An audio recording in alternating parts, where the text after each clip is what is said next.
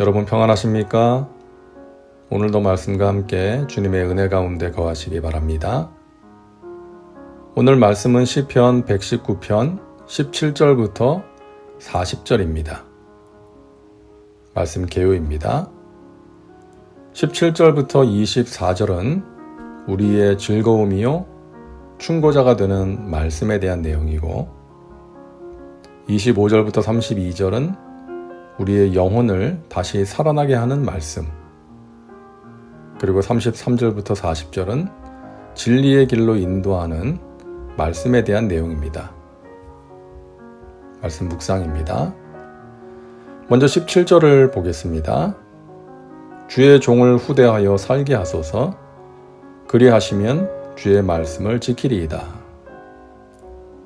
여기서 후대하여라는 말은 멸시하지 말아달라는 의미가 있습니다. 우리는 귀한 손님을 다른 사람에게 부탁할 때 이분은 귀한 손님이니까 잘 후대해 주세요 라고 할 때가 있습니다. 좋은 것으로 대접해드리고 정성껏 모셔달라는 의미죠. 자, 그렇다면 하나님을 향하여 저를 후대해 주세요 라고 하는 이유가 무엇일까요? 하나님께서는 당연히 우리를 사랑하시고 좋은 것을 주시기를 원하시죠. 하지만 때로는 하나님이 우리를 외면하시는 것 같을 때가 있습니다. 힘겨운 고난을 만날 때, 사람들의 조롱과 멸시를 받을 때 그런 것이죠. 그러니까 17절은 제가 하나님의 말씀을 따라 살려고 노력하는데 왜 하나님은 저를 더 사랑으로 돌봐주시지 않으십니까? 라는 시인의 마음이 담겨 있다고 볼 수 있는 것이죠. 우리가 하나님의 말씀을 따라 살려고 할 때 모든 일이 잘 풀리고 사람들의 인정을 받게 된다면 좋겠지만 사실 그렇지 못할 때가 있습니다. 지금 시인이 그런 상황인 것이죠. 19절입니다. 나는 땅에서 나그네가 되었사오니 주의 계명들을 내게 숨기지 마소서. 시인은 자신이 나그네가 되었다고 말합니다. 사실 우리가 이 세상에서 하나님의 말씀을 따라 살려고 하면 믿지 않는 가족들에게 외면당할 수도 있고요. 직장 동료들로부터 따돌림을 당할 수도 있습니다. 하나님과 예배 그리고 하나님의 말씀이 우리의 우선순위가 되기 때문이죠. 세상 사람들은 눈에 보이는 것만 믿지만 우리는 눈에 보이지 않는 하나님과 하나님의 말씀을 믿기 때문입니다. 그러니까 세상 사람들이 보기에는 그것이 어리석게 보이는 것이죠. 그래서 미워하고 멸시하는 것입니다. 22절입니다. 내가 주의 교훈들을 지켜 싸우니 비방과 멸시를 내게서 떠나게 하소서. 우리가 하나님의 말씀을 우선순위에 두고 따라갈 때에 세상 사람들은 우리를 비방하고 멸시할 때가 있습니다. 이상한 사람 취급하는 것이죠. 23절입니다. 고관들도 앉아서 나를 비방하였사오나 주의 종은 주의 율례들을 작은 소리로 읊조렸나이다. 자, 여기서 말하는 고관들은 세상 권력자들, 소위 말해서 성공한 사람들입니다. 그들은 자신이 이룬 것을 자랑스럽게 생각하면서 거들먹거립니다. 교만한 모습으로 살아갑니다. 그러면서 믿는 자들을 업신여기고 비방합니다. 핍박합니다. 야, 예수 믿는다고 돈이 나오냐? 떡이 나오냐? 나를 봐라. 나는 예수 믿지 않아도 이렇게 성공하지 않았느냐? 라고 하는 것이죠. 그렇게 말은 하지 않는다 할지라도 그런 마음으로 대하는 것입니다. 자, 그럴 때 믿는 자들은 어떻게 해야 할까요?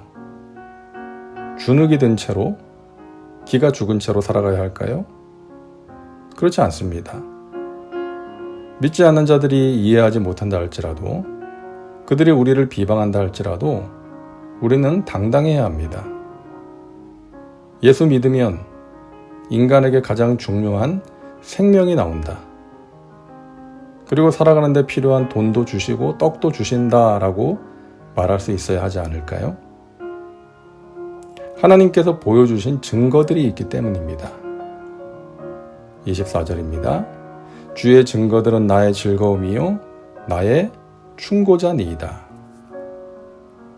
우리가 지금까지 살아오면서 확실하게 체험한 증거, 다른 사람들의 삶을 통해서도 본 증거들이 있습니다.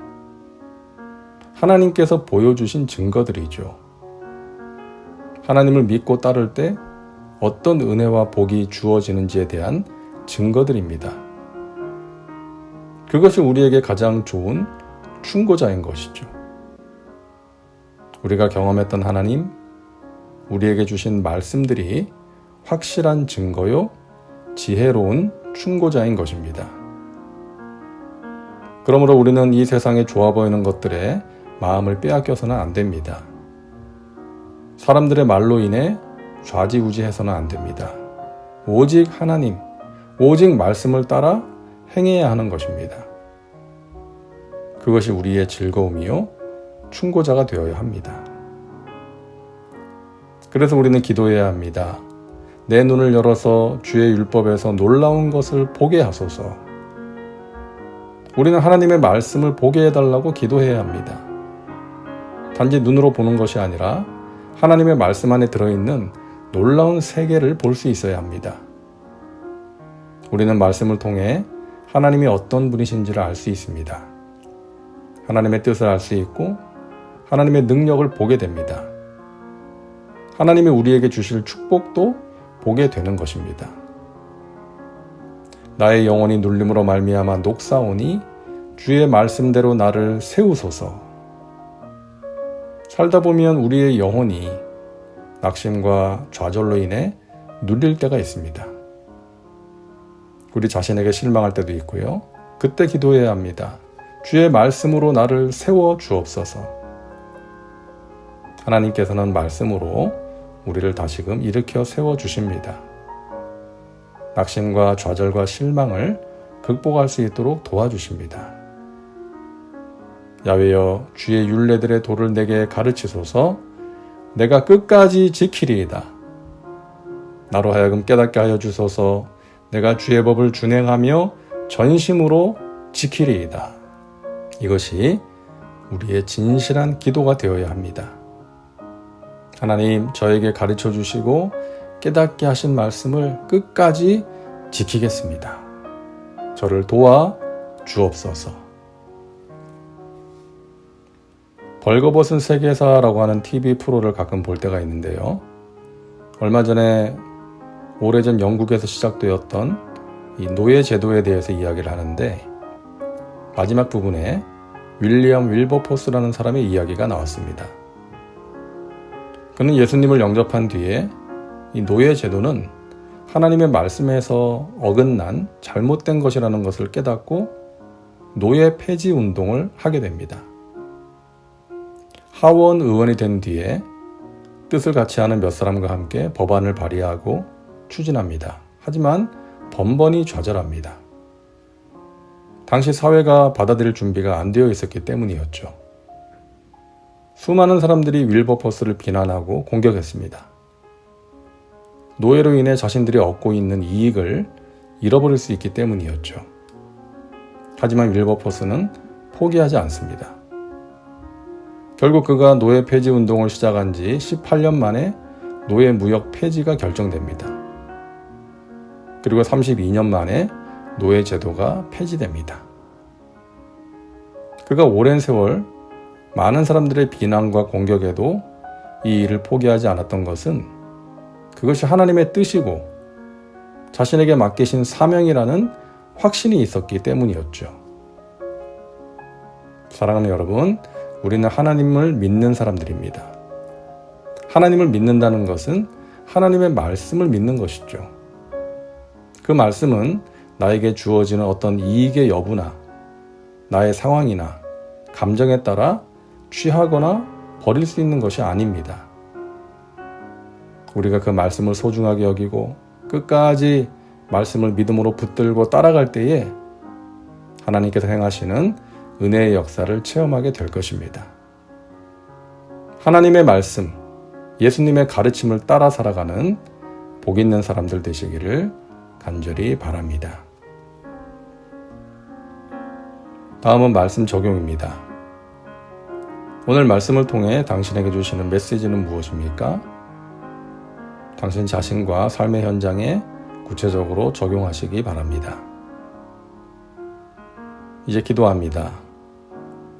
사랑과 은혜가 풍성하신 하나님, 오늘도 말씀과 함께 살게 하시니 감사합니다. 하나님께서 우리에게 주신 증거와 말씀이 우리의 즐거움이요 충고자인 줄 믿습니다. 이 세상이 우리에게 뭐라고 하든 거기에 휩쓸려 낙심하고 좌절하고 실망하지 말게 하시고 믿음의 주에 온전하게 하시는 예수님을 바라보며 살게 하여 주옵소서.